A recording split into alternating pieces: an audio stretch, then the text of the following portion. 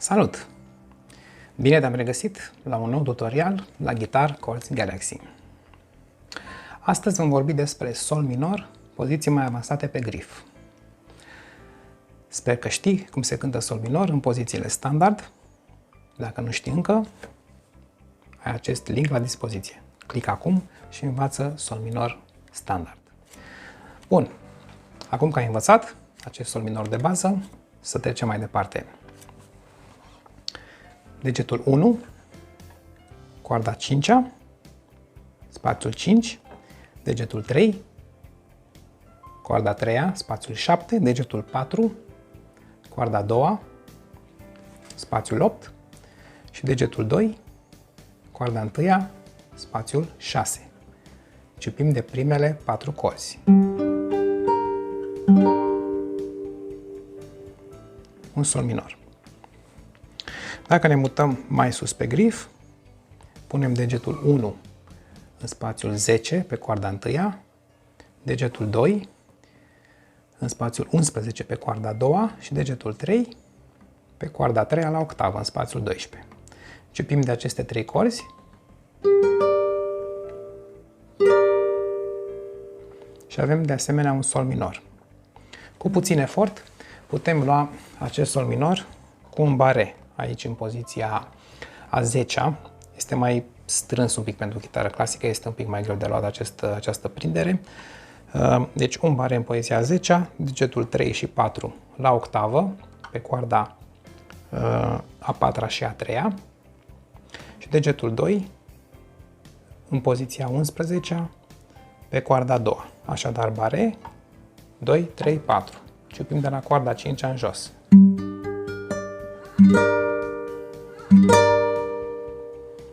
Iată un alt sol minor.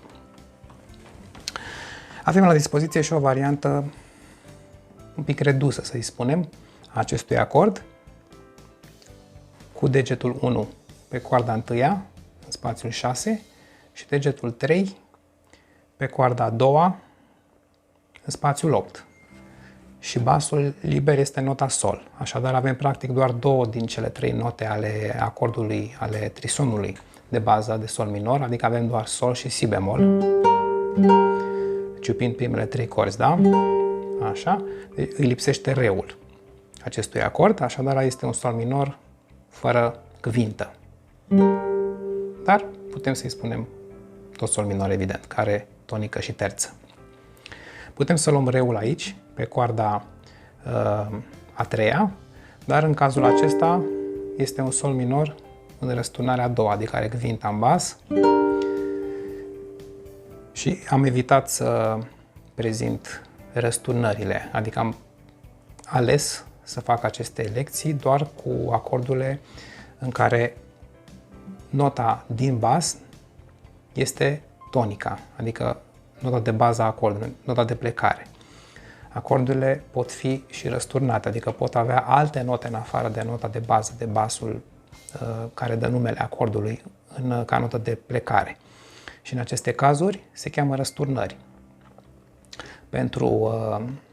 Pentru acestea, evident că sunt mult mai multe variante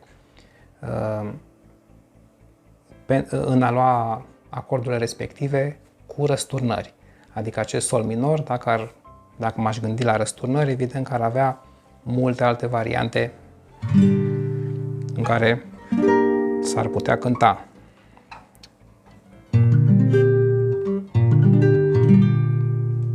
Iată doar câteva. Astea sunt toți acorduri de sol minor în răsturnarea întâi, adică cu si bemol în bas. Dar asta ar fi însemnat foarte multe alternative, să spunem așa, și am preferat să mă limitez doar la variantele cu tonica în bas. În cazul nostru, cu sol în bas. Așadar, recapitulând, avem aici o variantă, a doua variantă mai sus, cu bare, și o variantă mai redusă, doar cu aceste 2 note, eventual și cu acel re în bas, dar, repet, acesta este un sol minor cu re în bas, adică răsturnarea a doua, sol minor, bară, D. Adică, practic, o altă variantă a acordului, deci nu este sol minor curat. Ok, sper că v-a plăcut această lecție, că ați învățat ceva nou. Dați un like, un share, abonați-vă dacă nu ați făcut-o deja și nu uitați întotdeauna să învățați cu drag. Pe curând!